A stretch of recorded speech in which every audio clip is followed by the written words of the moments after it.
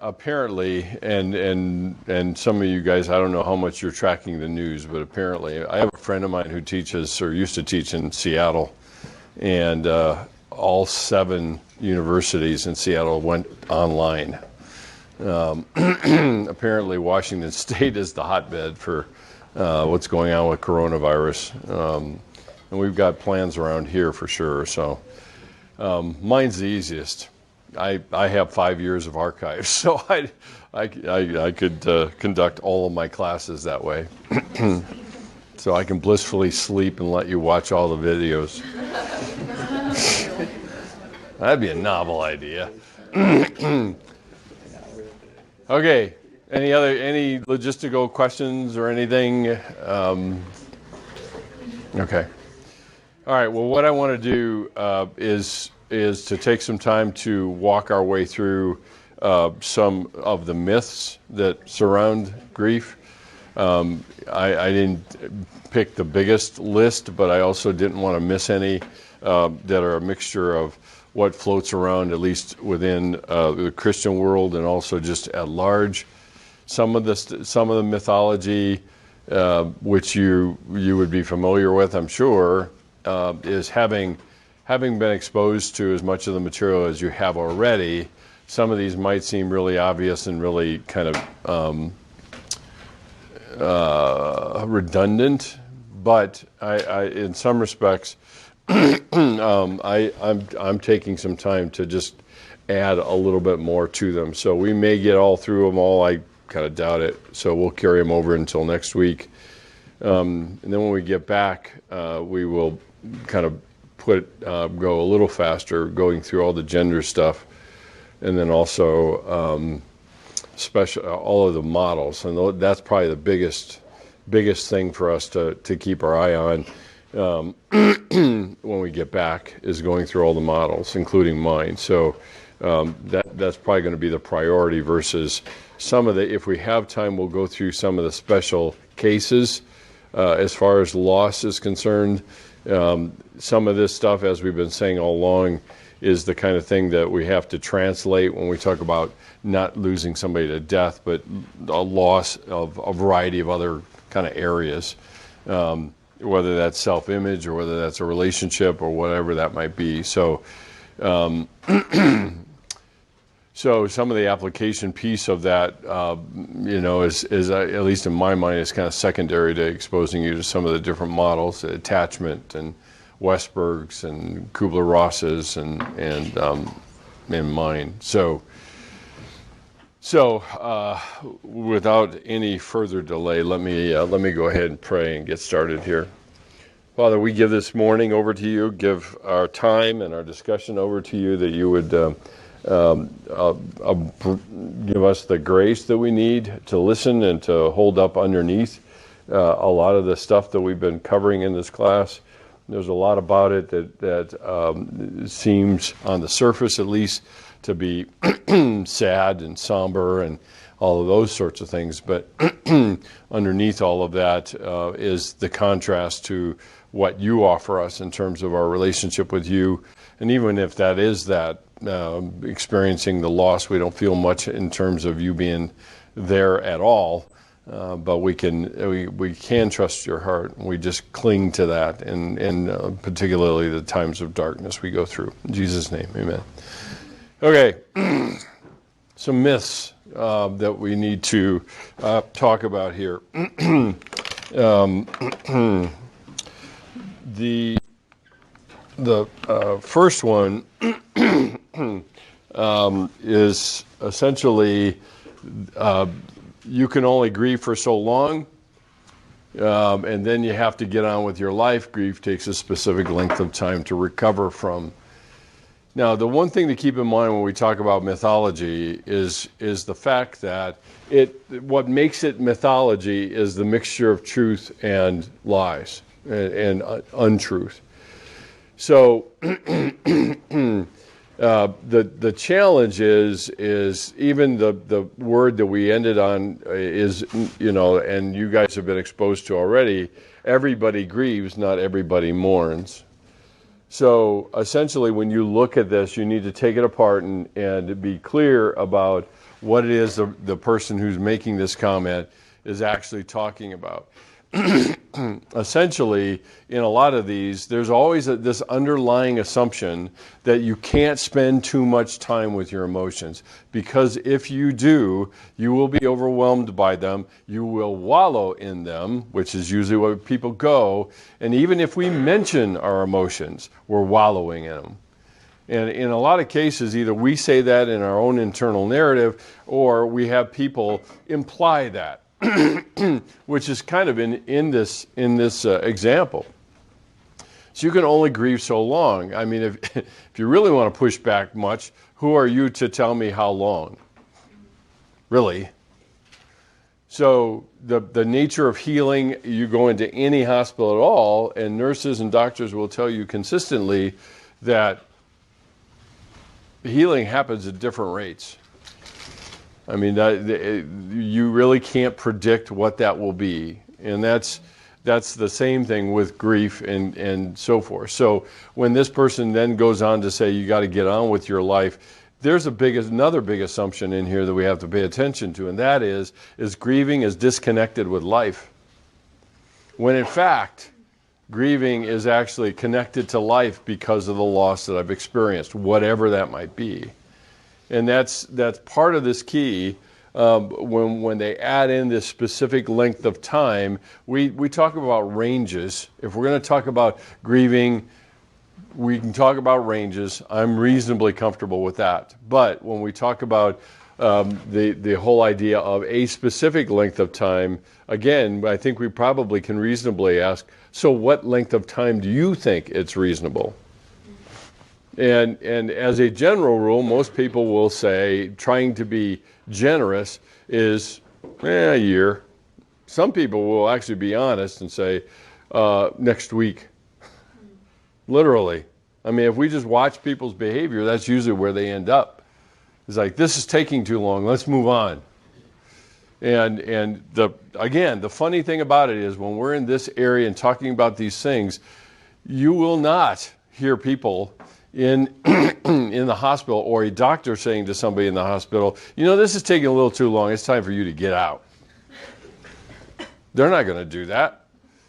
And why? Because the body has its own rate of speed, and our soul and our heart does too.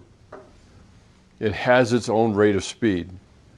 And trying to respect that with each other is kind of is a really big deal, I think. Yeah.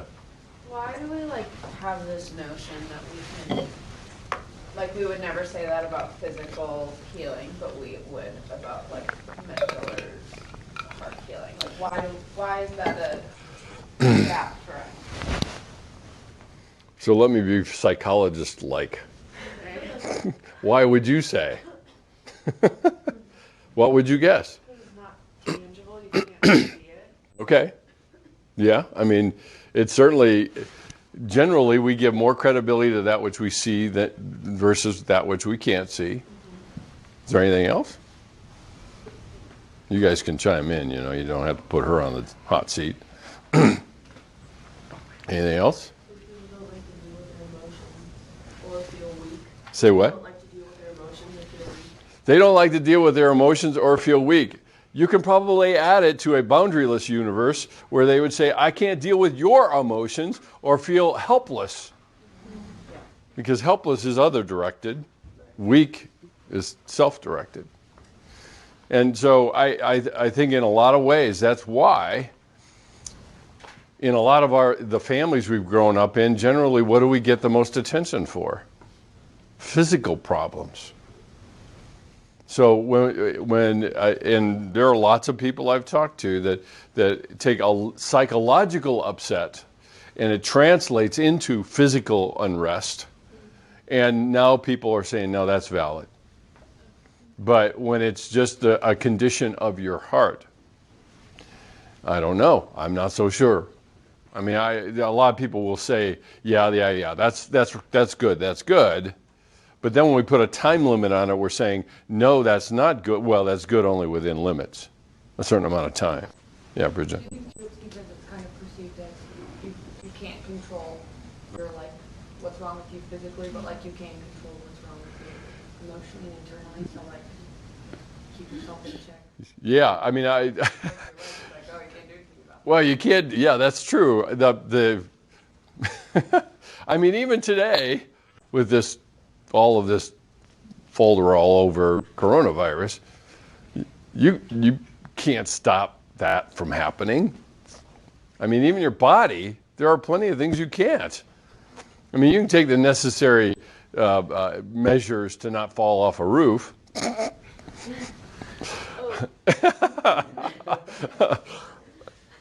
Yeah, but on the other hand, not that I would have any experience with that at all, but yeah, I think generally that's the case. Is in the physical realm we think we have all the control that we need. In the emotional / heart realm, what can I do? And usually the problem is when people ask themselves that question. So if it's someone's heart condition, not cardiac condition, but heart condition, how can I help them? And usually, as I have said many times before, is that we always minimize the power of being present and supportive. That's it. I don't have to wax profound. And that always comes into play when we're talking about this. And that's, I think, in a lot of ways, that's why our society even has pushed away the grieving, mourning process away from their consciousness. And we live in it in a regular fashion. Here's another oldie but goodie. It's not Christian to grieve. Now, I have reasonably sufficiently indoctrinated you all to have that reaction. It usually ends up being proof texting in Scripture to look at it that way and say, well, they're in a quote-unquote better place. Of course, we have our set answers for that too, right? Do we really know that? That would blow somebody's little bubble up. But it is a misinterpretation, a lot of what Paul talks about even in Philippians and in Thessalonians, that don't grieve as ones without hope. But it doesn't say don't grieve, no more than it says don't get angry. Because I mean, the reality in Ephesians is when Paul talks about don't be angry, don't let the sun go down in your anger, all that kind of stuff. But it ends up saying, it's not saying don't get angry. Anger is not the issue. Anger is never the issue. Anger is an indicator of something else. The same thing is true here. Of course, the bigger problem we face when we're looking at Paul's comment in Thessalonians is, how do I grieve but with hope? And the problem is that we think hope negates grief. That's where the problem lies. And so we have to start with understanding what grieving is and giving ourselves permission to feel these things and to move into it and allow it to exist. And really, if I allow something to exist, then I probably am acting with hope, because I am hoping that it will abate over time. It will dissipate over time if I do the work and lean into it and allow it to exist. And we've got lots of examples. We looked at the one with Mary and Martha. We see examples all over Scripture, whether with Jesus or other people, that death is continuous with life, but it is a profound indicator of the brokenness of the world that we live in. So it's not Christian to grieve when people actually grieve and allow themselves to feel those emotions. Is it any less or more Christian? And the reality is, when we're talking about grieving and we're talking about the emotions, we didn't mention just one as a validation of my grief, like tears. Tears is only one of them. There are days that people will tell you that they have pretty decent days. Does that mean they're not grieving anymore? No, not at all. because there is a waxing and waning of emotions and things that we see in parts of our lives that intersect with other people. So another one that comes up ends up tyrannizing a lot of people. Here's another one which we already hinted at. Those who mourn are weak in their faith. Now again, let's make a distinction, because mourning is what? It is a public display of a private event. The private event, of course, is the grief that we're experiencing and the loss we're experiencing in our lives. So if I show my grief, that means that I am weak in my faith. And again, if we're going to dismantle mythology at all, we have to split things apart in order to understand it. There's a embedded truth in here that is overrun by the rest of it, because the fact that I mourn is actually connected to my faith. It is connected to it. It doesn't mean I'm weak in it. Now, we judge a lot of the things that we feel around grieving. We judge all of those things as an indication of our weakness. We've got a really upside down notion about weakness. Very upside down. I think the question is, why? And there's only one answer. You know what it is? The other person. I don't want to appear weak. Even though I feel weak, I don't want to appear weak. And it doesn't really compute with us to say, because I feel weak, I am weak. And again, we've got to check our language, because I think in most cases we would never in our wildest dreams imply that to anybody we see expressing their emotions. We would never do that. But the ruthlessness of how we judge ourselves in light of other people's eyes ends up interfering with the freedom that we're allowed to have, even in our mourning. So when somebody is asked, you know, how's your day going? And somebody says, it's not going well at all. And they change the subject. The minute that happens, they have just isolated the person. And that has happened in groups I've been in, is somebody shares something and it's like, you know, somebody just took a dump in the middle of the group, because everybody's running for the exits, rather than affirming, communicating support, doing whatever. It doesn't have to be exactly right. It doesn't at all. That in most cases, people that are experiencing grief appreciate the effort. You don't have to say exactly the right thing for the person that we're talking about. So the idea of weakness in our faith is usually other-oriented, but it's also related to just how we feel about ourselves. You should wait to let the grieving person tell you what he or she needs.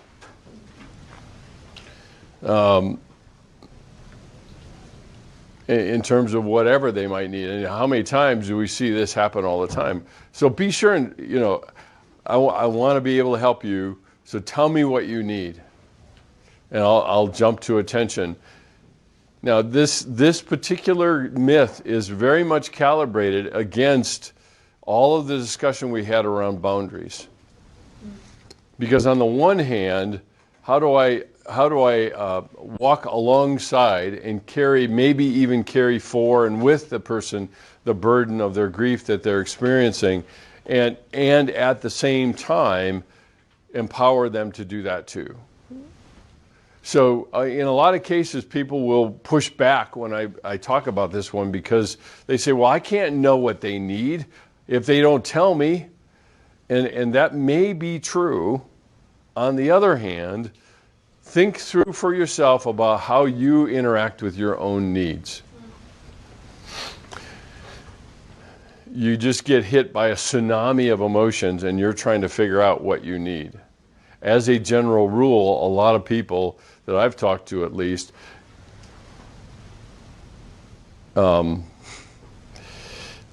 confuse need with neediness and being needy. A lot of that comes from either the internal self-shaming that we do about our needs, or it has to do with other people in our lives who have either rolled their eyes or sighed or whatever, implying, do you have to ask that again? And so the waiting for them to tell us what they need sometimes is a balancing act. I will be the first to admit that. To some degree, my empathy flows out of my willingness to explore and deal with my own grief, so that what? It's not just for my self-absorption. It's so that when I'm around somebody who's being crushed by a boulder and can't think about anything other than the boulder, I think for them for the time being. And that's okay. That's why we talk about carrying a burden for somebody, because they're being crushed by it. And that includes thinking through perhaps what kinds of things do they need. Looking them in the eye and say, let's go for a walk. Or the ever popular and very good medication, let's go get some ice cream. Seems simple. But at the same time, you'd say, well, is this a distraction? Yeah, it is. That's the point. Because in a lot of cases, we find ways to overwhelm ourselves with how bad it feels. And ironically, there's some portions of that is self-punishment, rather than allowing ourselves to have good friends that offer us good things and we embrace them because of those things. So, don't wait. Don't wait. You can ask. If they say no, you respect no. But at the same time, be thinking about ways that you perhaps, a card, a note. It doesn't have to be huge. It just needs to penetrate their world a little bit, that's all. Here's another one. Grieving people would rather not talk about the person they have lost. Sorry about that. The person that they've lost. In most cases of the people I've talked to, including myself, what is the greatest second loss to losing the person? Tag, you're it. What's the second loss?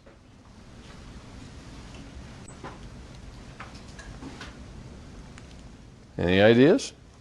Not being able to talk about that person. Well, maybe. Not being able to talk about them, silencing ourselves, maybe. What else? Like the memories, maybe? Yeah, the memories. So the funny thing about it is that the memories are what make it hurt, but the memories are the things that we want to hang on to. And sometimes it feels very isolating if I'm the only one who has the memory. I had an older lady that I talked to at one point in my counseling career that sticks out in my mind of talking about this. And her husband had died, and she kind of went through the blur of the funeral and all the memorial services and everything else that went along with it. And she and her husband had friends that they were friends with, another couple. And so, the guy of the couple was really good friends with her husband. And so they invited her to go out to dinner. And as they were driving to the restaurant, they passed a place, and he pointed across the car at the place, and he said, "That's where me and Roger met all the time." It was, and it carries some very fond memories that I have of him. And what we do when we say stuff like that is, oh no, am I going to make them feel worse? And she was reporting to me how comforting it felt that somebody else remembered her husband. Somebody else remembered her husband. And that allows us to have the validation. She wasn't waiting for it. She wasn't looking for it at all. To some degree, she was feeling somewhat isolated because of being left alone. And then to have his friend actually comment on that was just a remarkable thing. So do they not want to talk about it? No, they want to talk about it. I think I mentioned in this class the whole idea of reweaving our history without the person in it, and that takes time, and it takes telling. Time and telling are the two big deals. Usually we just think time, which is another myth, but the telling of it and the retelling of it, in a lot of cases we get a little tired of hearing it over and over again. And if you can become the kind of friend that can figure out a way to let the other person tell their story without saying, I've already heard this in your head. You won't say it to them because that would be rude, right?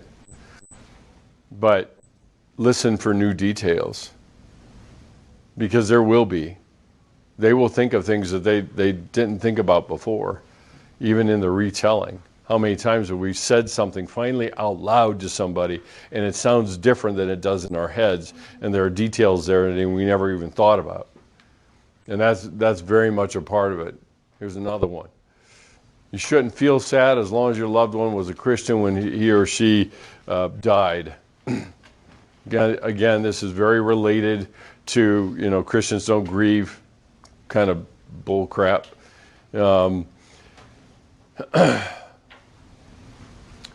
And in a lot of this mythology that you will notice as we walk through these things are prohibitions against one thing, and that's emotions. And some of that, a lot of the mythology is our internal narrative. It's not just external narrative. It's not the things that people are saying to us. Now, the reality is that a lot of our internal narrative are echoes of what we have heard from other people, or we've heard other people talk about other people that way. And so we log it in our heads and say, that's not the direction I want to go. Probably one of the most difficult conversations I've had in doing funerals over the years is somebody that says, I don't know about the person's salvation. I don't know what their relationship with Jesus was like. Can you assure me that they're in heaven? And my honest answer is, no, I can't, but it's above my pay grade anyway. So then, because see, a lot of these questions we ask are demanding an answer. It's not just asking a question, it's demanding an answer. And a lot of these questions hinge on not the disposition of the person as much as the condition of me and my relationship with Jesus and God. That's the bigger issue. So even though I have a why question that I don't have an answer for, I can live with that why question being unanswered if the person to whom I am directing that question, God, I have a relationship with that I trust his heart either way. I don't know what it is. But see, in the final analysis, when it really comes right down to it, we echo exactly what C.S. Lewis did in when he was talking to his friends, right? In the final analysis, it feels like God is still the heavenly vivisectionist. And we're just lab rats. That's what it feels like. It's a statement of feeling. It is not a statement of fact. And so the prohibition against feeling sad is a prohibition against not feeling the love we had for the person. And then connecting it up with the whole idea of their faith and so forth. There are lots of people that have faith that we don't really know the condition of what's going on in there. They say all the right things, but that's not me being cynical. That's just me being realistic. So here's the other one that I've railed against forever and a day. Time heals all wounds. You would be entirely shocked at how much we tend to, we may not say this openly, but we tend to act this out. So we just wait it out. It's like what I had said of just put it under a rug, and if it gets too big, just get a bigger rug. And so just give it time. And we want to kind of dilute the power of that moment when the person feels so bad. And we look for that, right? I mean, all of us are looking for that. I've read lots of journals that at the end of the journal, there's hope for this won't last forever. But if I just go into stasis, waiting for forever to get over with, I'm still going to walk into that point in time wounded. And I don't take the time that's necessary, that's given me in a sense, to heal those wounds. And we've talked before about the burn wound and the nature of it, and how grief is very much like the a psychological burn wound. And again, if we bring these things in the physical world, we would never even remotely think of saying these things to the person that we're talking about, or talking to, I should say. So time doesn't heal wounds, but time is necessary to heal wounds. It is necessary to heal wounds, but it doesn't heal all wounds, including grief, because again, we're not so sure we want to do the work, and that's fine. I've had plenty of people over the years that come into my office and say, "Not today. I don't want to talk about it." And it's like, okay, what do you want to talk about? Let's get the newspaper out. We'll figure out. Of course, that was when there were newspapers, but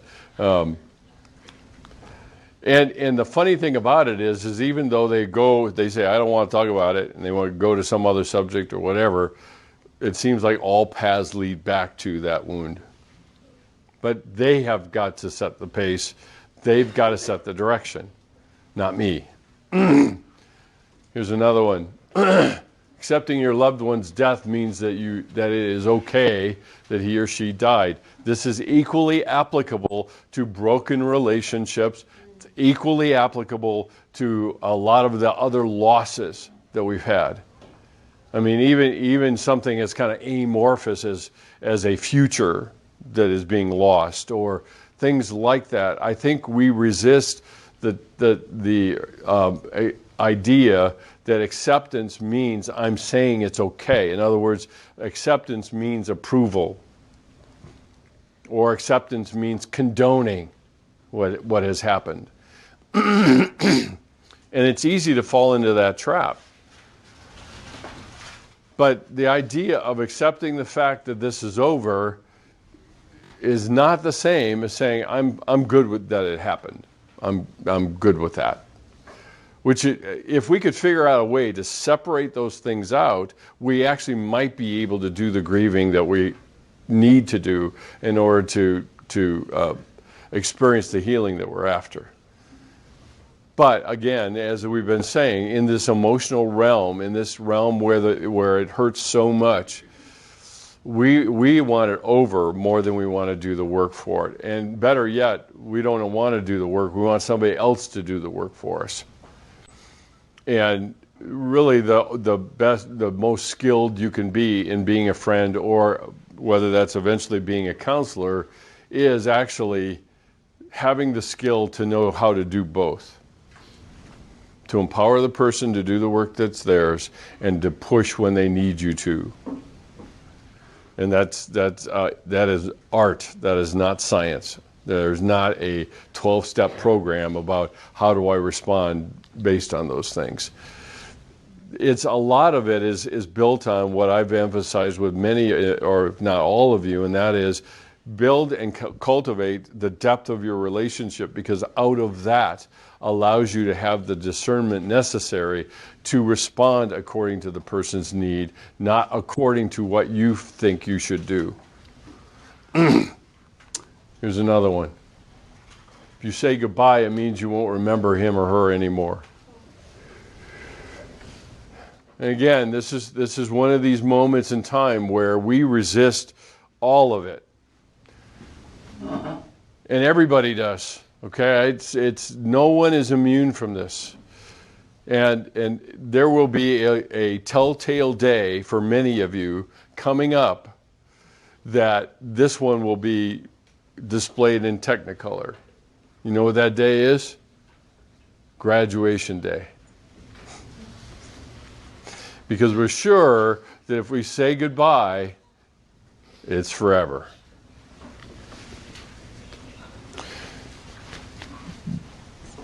The one thing that invites us into expressing the depth of our feeling toward the other person and our relationship with that other person is this word, goodbye. Now, what we typically do in a lot of ways is make it a bad bye, not a goodbye. And because of that, then we walk away and unfinished or incomplete. I had a student a few years ago who had transferred into CCU. It had only been here a couple of years. And she kind of threw herself into all the activities and stuff here that she could, including the silent retreat, including subjecting herself to sitting in my office and talking to me, and all of those sorts of things. At that point in time, I had a lot bigger desk so she could hide behind it. That's why I got rid of that desk. She graduated, and we sat at a Starbucks and said our goodbyes, because it is the embrace of the transition, of the change in our relationship. Is it forever? No, not at all. But if we don't punctuate at the end of a chapter, then we can't really start the new one, and we also can't enter the new one with some measure of freedom. I think a lot of cases we have a lot of chapters in our lives that have ended with ellipses.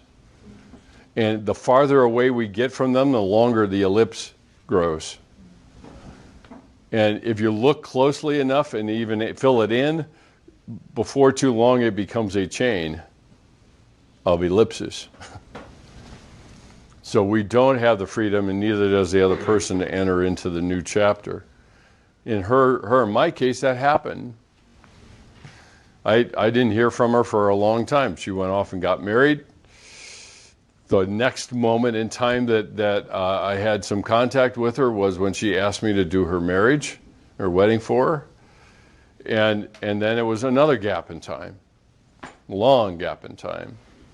And then out of the blue, I get a text. And it's like, hey, you want to talk? It's like, sure, why not? Let's give it a shot. But our freedom to enter into that was predicated, and she took me seriously when I said do a goodbye. She took me seriously, but all of that freedom on the other end of that was because we did that. I'm convinced. I'm firmly convinced of that. And that's hard. I know it's hard. Our lives are littered with goodbyes. Actually, bad byes. Lots of bad byes. And so we end up walking along with longer and longer ellipses. It doesn't mean that you're not going to remember. I was afraid of that. I was very afraid of that after my dad died. And the funny thing is I choked off all the memories because I was hanging on so tightly and never got to the point. I refused. I just simply refused to say goodbye. And I paid a price. And my relationships paid a price. Okay, here's another one. Loving someone else means you're being disloyal to the one, in this case, who has died. That is equally true with broken relationships. I think in a lot of families, for a lot of people generally, we are generally pretty loyal. Generally, I think. So when we invest ourselves into the relationship and feel the pain of the loss of that relationship, then somehow trying to detach and to pull that investment away and invest it somewhere else feels disloyal. And ultimately feels like I don't love them anymore. And it's not, when I talk about these myths, it's not good enough just to say, well, that's just not true. It's not good enough. We have to be able to think our way through them. Because loving somebody else Doesn't mean I'm being disloyal, but why? What is up with that? I mean, in some cases, we have a variety of issues around attachment. We do. Everybody does. And a lot of times these telltale points in time that kind of jack everything up and blow everything up, we move from maybe an attachment style we had going into it, which we'll talk about this in the models, to a different attachment style because we get so afraid of losing the person again, or a person again. In this case, investment into a new future, into a new reality, feels like I'm being disloyal. And again, I think that has something to do with an ellipse versus a period in terms of these chapters, yeah. Maybe you just answered that. Yeah. How you're saying that, but how do we avoid the change in attachments? I'm not sure we can. I mean, I really am not sure. I think to some degree your question is apt for most everybody, because we go through this and say, well, how do I avoid that? If I were really answering it, I'm not sure you're not going to like my answer. Don't love.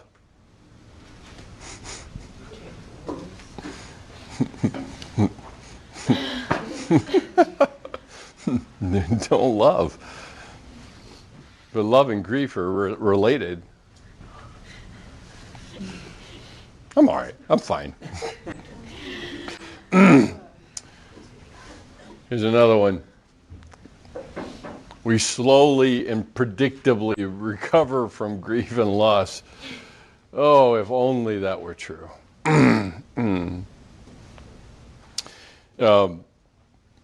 In some of the later iterations of Kubler-Ross's model, she actually drew in cycles in each of the stages. You probably have seen memes and so forth that have a trend line, and somewhere something happens and it turns into all of that, and then it continues, which isn't true. But that's kind of how it feels. Is that it's entirely unpredictable. So I feel good one day and I feel disloyal. I feel bad and it's like, oh yeah, that's the way it's supposed to be, because after all, this is an important relationship. And it's both and, it's not an either or. I mean, the only place where there is some measure of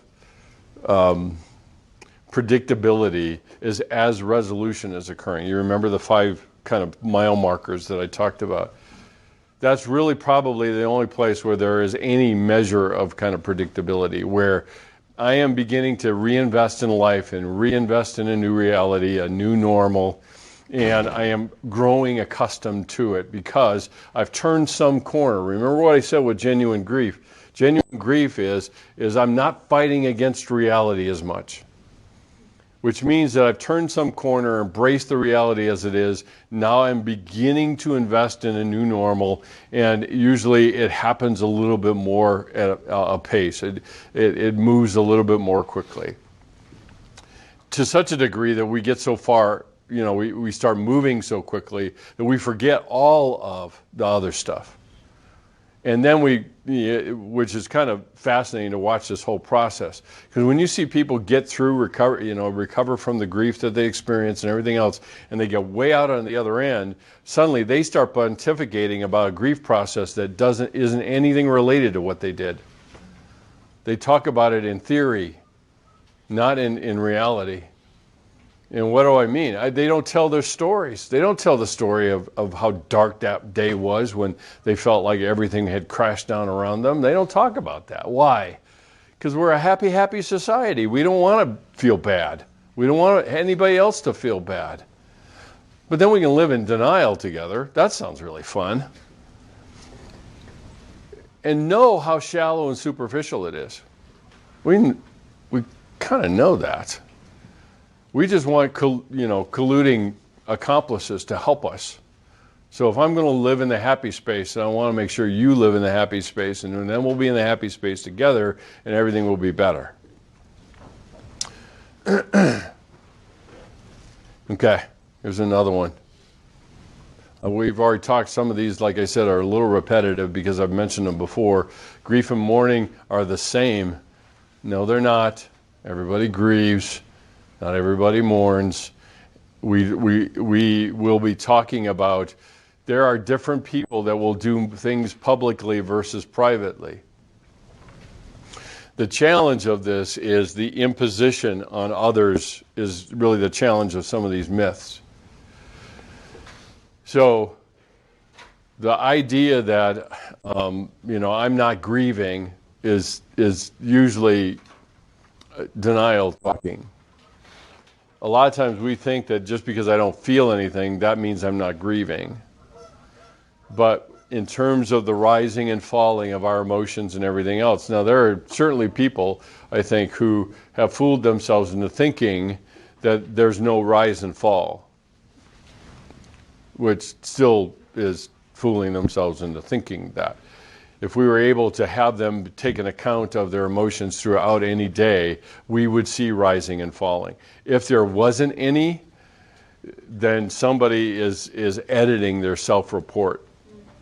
They're not really looking at it as it really is. And that's a big part of it. So the idea that makes it's common ground for all of us is when we're grieving. And everybody experiences it. There's losses every day. I read your journals. There's losses every week, every day in some cases.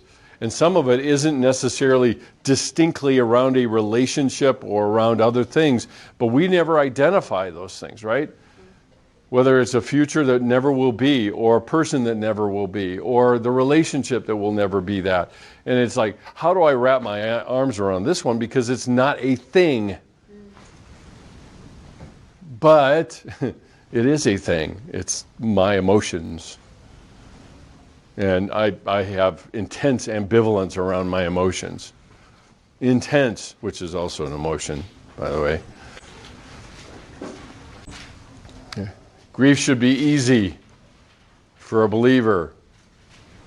Another delightful Christian meme that is often said. It should be easy for a believer. So therefore, what does that imply? If it isn't easy, we go back to there's something wrong with your faith. And in a lot of cases, again, even as we've been talking about this and this mythology stuff, people are not ill-intentioned. They're not when they say this stuff or even imply it. They're trying to be helpful. The problem is that I can only be helpful to the point that I am willing to help myself. Now that sounds like a euphemism of sorts. But what do I always say? You guys have all been indoctrinated with this. It's probably ringing in your nightmares. You can't lead somebody to a place that you've never visited. So if I am not going to take the time to process even the smaller losses of life, I will not be prepared or as prepared as I could be to deal with the bigger ones. And not even that, it's not really a matter of the bigger ones that hit me, it's my ability to actually connect with other people that have bigger ones than me and not fall into the comparison trap around that too. Because we do that as well. I mean, it's all pain containment, right? Those 3 stages that we talked about is the whole idea of pain containment. So it should be easy for a believer. We have all of our promises. We have all of these other things. And in some sense, I think a lot of people have a tough time actually allowing themselves to feel some measure of relief even when someone has died or they've lost a relationship. And because that means I'm being disloyal. That means I'm saying it was no big deal. That means that I may have not been real honest with myself before, and now I am, and there's a certain relief behind it. Grief is always negative. There's nothing good about grief. Hopefully, hopefully you have begun to grasp that grief is as much of an indication of the love we have as it is an indication of the pain we experience. And that's part of our investment in relationship. Now, again, we get really, really functional about this stuff because it's like, if this is what comes out of loving people, I'm not sure I want to do that. Now, does that mean I stop loving people? No, I just love them less. That's all. That's all. I just love them less so that it hurts less. The sad irony is, the minute I start loving somebody, I can't get away from the loss. I can't. So like I said to Abby up here, then don't love. And it's like, how? How do I not love somebody? Well, look in the mirror. How many of us would say, I probably don't love myself very much?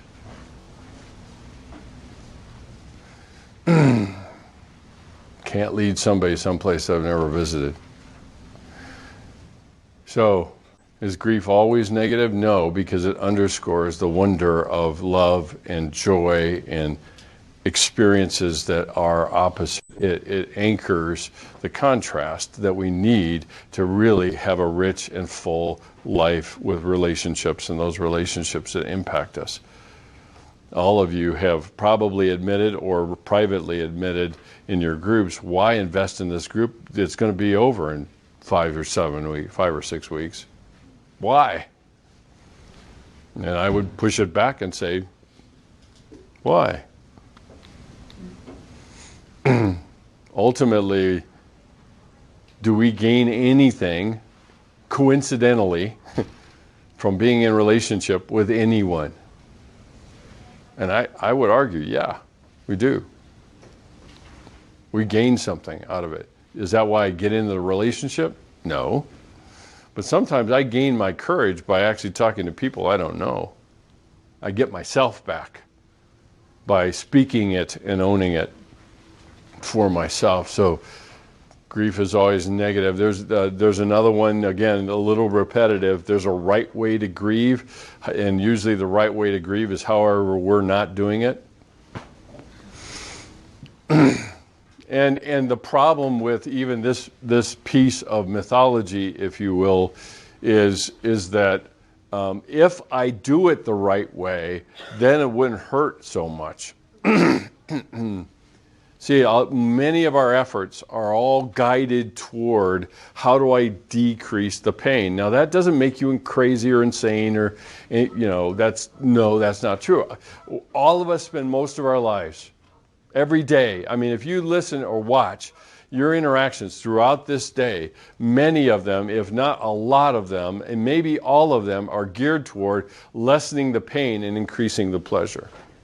In your relationships with people, how you talk to them, how you walk down the sidewalk, how much you walk in the sun versus the shade. All of those things are this balancing beam that we're on. So if I could just find the right way to do this, then that would be better, right? Well, it depends on how you're going to define better, which always goes into it. So there's an effective way to grieve. There is that. There's a healthy way to grieve. There is that. We can define that. We've been doing that as we've been walking along here. A few more. Grief should be controlled. Why is that? That goes back to that grief is such a personal, unique, individual experience. It should be one in private, and it's better if we just keep things under control. We kind of tamp these things down, because if they get too intense, and I can tell you that in a lot of cases, even looking through my own journey, whenever I've gotten so intense that it feels like I am entirely out of control, I grasp the reality of what's really going on in my heart more so than if I constantly modulate and monitor and keep it all under wraps and everything else, because most of the time we're monitoring and modulating things because we don't want to come across as too much, even though we've already made the decision that we are. So grief should be controlled instead of allowed to go the path it chooses to go. Now, I'm kind of personifying grief, but at the same time, it's allowing myself the freedom to go where my heart takes me. And that may take me to a place of complete, exhaustion of what I'm feeling, and then I finally get to it. Because there's a lot of layers to all of us. Everybody has layers. And usually the front line thing that we come up with is is whatever is necessary to manage the pain that I know is back here. So I put forward the front end thing, whatever the emotion is or anything else, phraseology we use, whatever. But occasionally you might find somebody that pushes, yeah, but what else? Pushes in a little harder, and you begin to push a little harder into it, and then suddenly volcanoes start to rumble of all the emotions that we're feeling, and we redouble our efforts to tamp it all down again until at some point in time we can't, and then when it finally erupts, suddenly we think it's catastrophic, and the people around us are saying, finally I get to see you. Because we've been working so hard to not be seen, even though we long to be. This is always a good one. I'll just take all out. Churches are safe places for hurting people. And the evidence for that, of this myth, is all the other myths. Because all the other myths that we've commented on are essentially said in the foyers of churches. There, I think it's not unusual, but I have been talking about this subject of grief and loss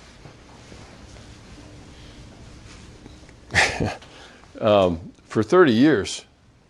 I've developed seminars around grief and loss, and I have had 2 churches invite me to do anything at all.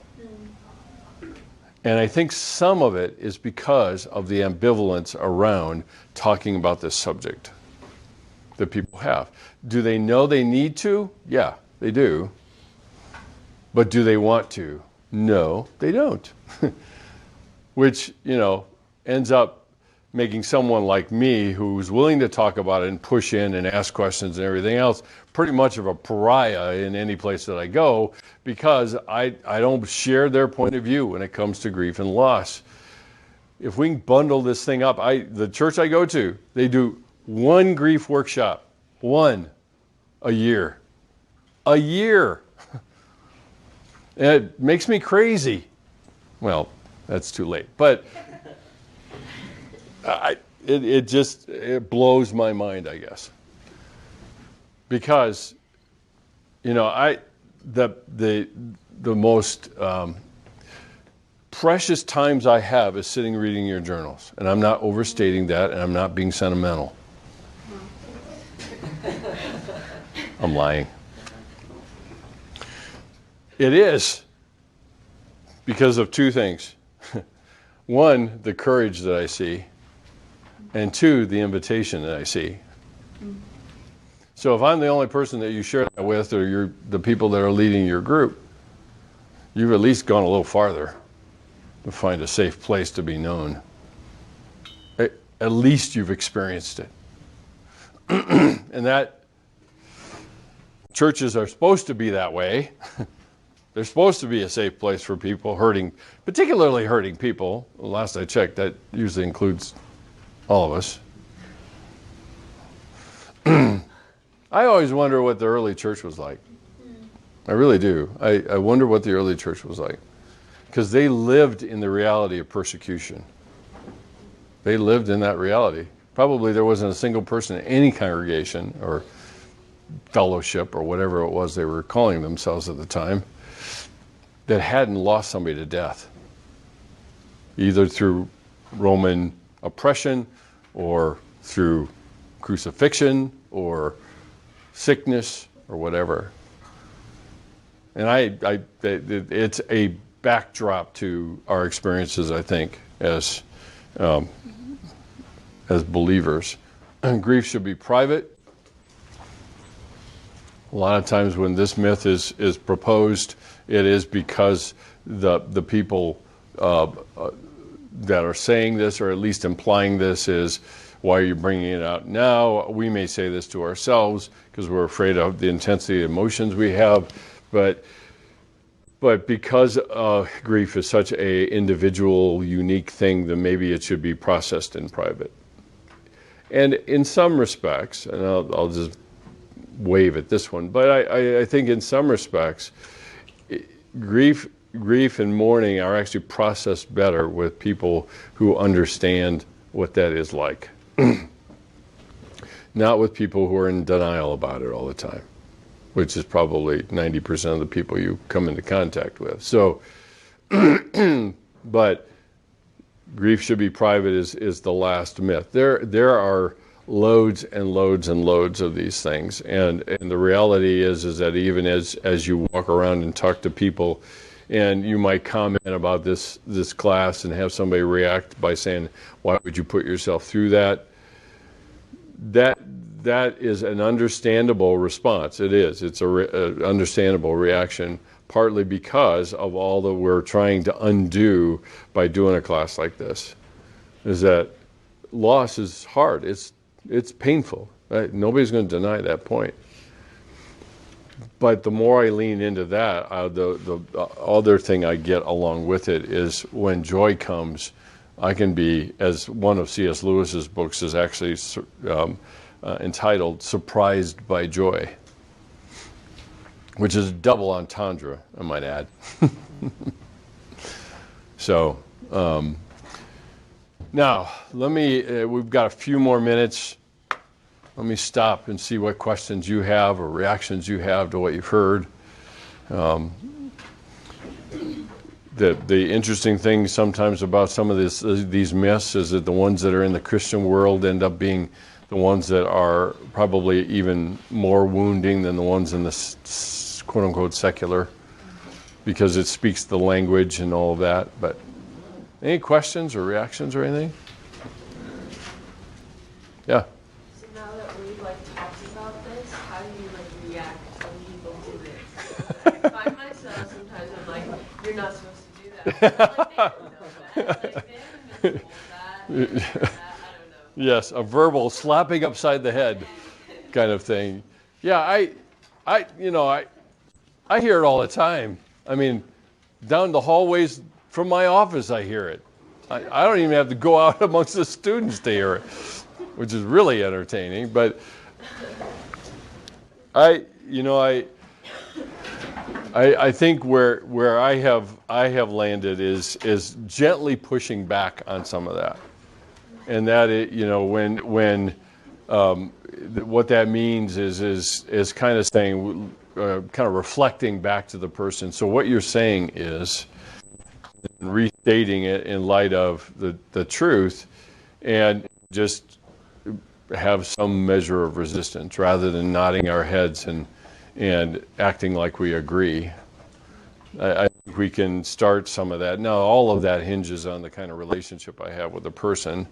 If I hear a person I don't have a relationship with them, then I'm out of line by telling them, don't do that. You're not supposed to do that. That doesn't help with the relationship at all. But I think subtly we can begin to seed the ground with a little bit different level of compassion about people that have lost people. So, any other questions or anything?